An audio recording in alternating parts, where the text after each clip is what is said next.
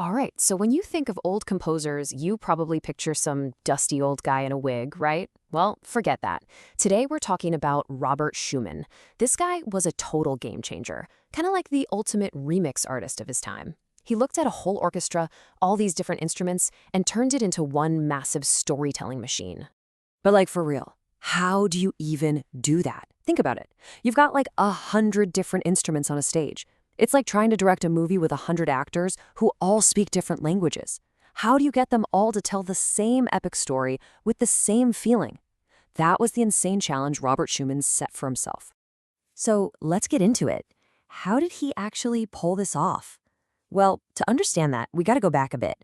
Because here's the wild part. Writing these huge symphonies, that wasn't even his original plan. Not even close. Okay, so let's set the scene. We're in Germany, way back in 1810. Schumann's dad was a bookseller, so he basically grew up surrounded by books and epic stories. And you can totally hear that love of storytelling in his music later on. He started out as a piano whiz. I'm talking like a 19th century rock star. He was writing these amazing pieces like Carnaval and Papillons, and his big dream was to be the best concert pianist in the world. Period. But then, right when he was on the verge of superstardom, something happened. Something that could have just ended his career right there. A total disaster. He hurt his hand. And for a pianist who wants to be the best in the world, that's like a star quarterback tearing an ACL. It's basically game over. But this, right here, is where his story takes a fascinating turn.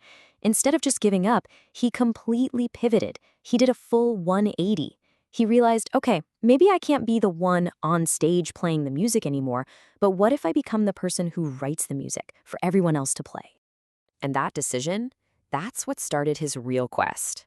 This was him stepping into the big leagues, facing his first massive challenge, writing for an entire orchestra. The year is 1841, and this is the year everything changed. This is when he proved to everyone, and probably to himself too, that he could really do it.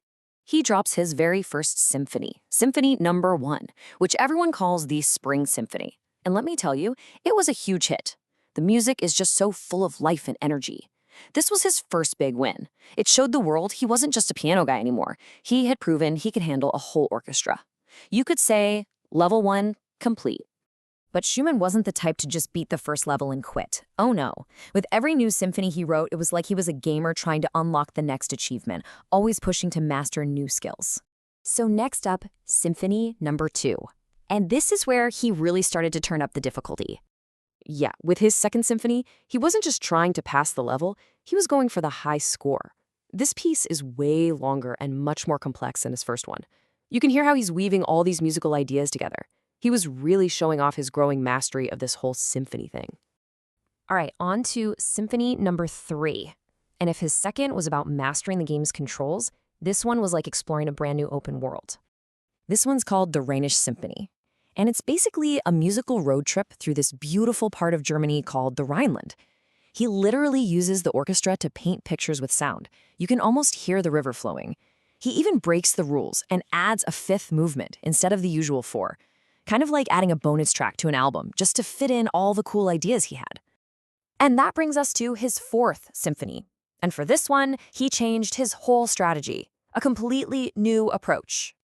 This is where he really blew people's minds. So most symphonies are kind of like a TV show with 4 separate episodes, right? Well, Schumann's 4th symphony is more like a feature film. The whole thing is played without any breaks. And get this, musical themes that you hear right at the beginning, they pop up again at the very end. It's like a viral sound or a meme that keeps showing up, connecting the entire story from start to finish. Okay, so how did he actually do all this cool stuff? What was his secret sauce? Let's peel back the curtain and look at his playbook. Schumann treated his orchestra like a pro sports team. Everybody had a job.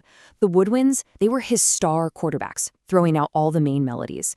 The brass section, the trumpets and trombones, they were the heavy hitters, brought in for those epic cinematic moments. The strings, they were the foundation, setting the whole mood. And the percussion, well, they were the hype man, bringing the rhythm and the drama. And one of his biggest secret weapons was something called a motif. Honestly, you can just think of it as a musical earworm or even a meme.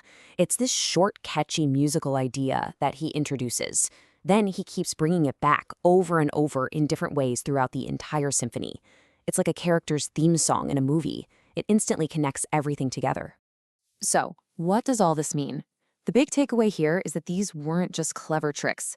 Schumann's ideas completely changed the course of music history. So, what's his legacy, really? Well, for one, he basically gave other composers permission to pour all their personal feelings and big emotions into their music. That whole motif thing we talked about, it became a standard technique. And he was one of the first to really mash up literature and music, turning symphonies into epic novels without words. His influence is everywhere. And this isn't just history class stuff. His music is still a huge deal today. Orchestras all over the world still play his 4 symphonies all the time. You could literally buy a ticket and go hear this stuff live right now. So, if there's one thing to take away from all of this, it's this. Sometimes a huge setback can actually launch your greatest adventure. For Schumann, a career-ending injury wasn't an end. It was the beginning that forced him to become the legendary composer he was always meant to be. So I'll leave you with this question. The next time you're watching a movie or playing a video game and you hear that awesome, epic soundtrack, the one where a musical theme from the beginning comes back during the final boss fight, just ask yourself, are you hearing a little bit of Robert Schumann in there? Because I bet you are.